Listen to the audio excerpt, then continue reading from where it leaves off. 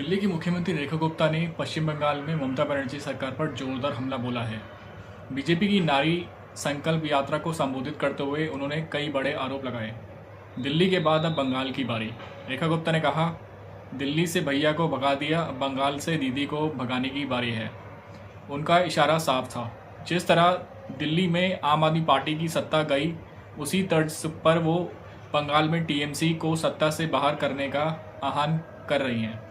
उन्होंने कहा कि दोनों की नीतियां एक जैसी रही हैं। जनता का पैसा जनता तक नहीं पहुंचा। आगे समझते उन्होंने क्या कहा। पैसा कहाँ गया?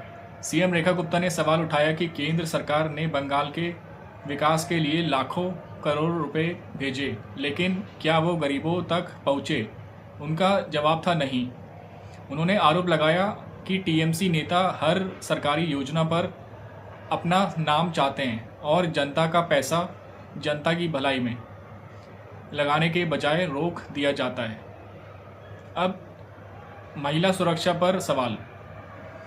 सीएम रेखा गुप्ता ने तीखा निशाना साधते हुए कहा, देश में कहीं नहीं, दुनिया में कहीं नहीं जहां महिला मुख्यमंत्री हो और फिर भी बेटियां सुरक्षित ना हो।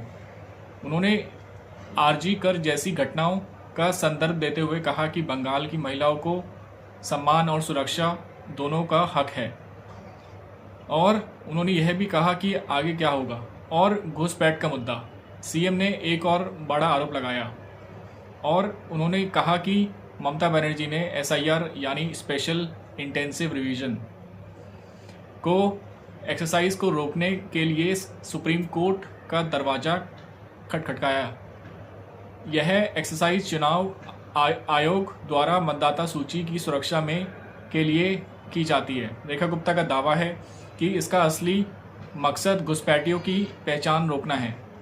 उन्होंने कहा, सोचिए, एक मुख्यमंत्री स्वतंत्र और निष्पक्ष चुनाव की प्रक्रिया के खिलाफ कोर्ट जाए, यह किसके हित में है? उनका आरोप था कि टीएमसी की तुष्टीकरण नीति के चलते हजारों घुसपैठियों का राज्य में पनाह मिली, जिससे असली नागरिकों के राशन, बिजली, पानी, शिक्षा और वोट देने के अधिकार तक पर असर पड़ा।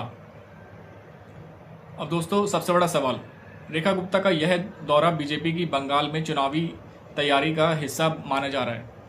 नारी संकल्प यात्रा के जरिए बीजेपी महिला मतदाताओं को साधने की कोशिश कर रही है। सवाल यह है, क्या बंगाल की जनता दिल्ली जैसा बदलाव लाने की मूड में है? अब सबसे बड़ा सवाल, आपको वीडियो पसंद है तो लाइक करें, चैनल को सब्सक्राइब करना ना भूलें। धन्यवाद।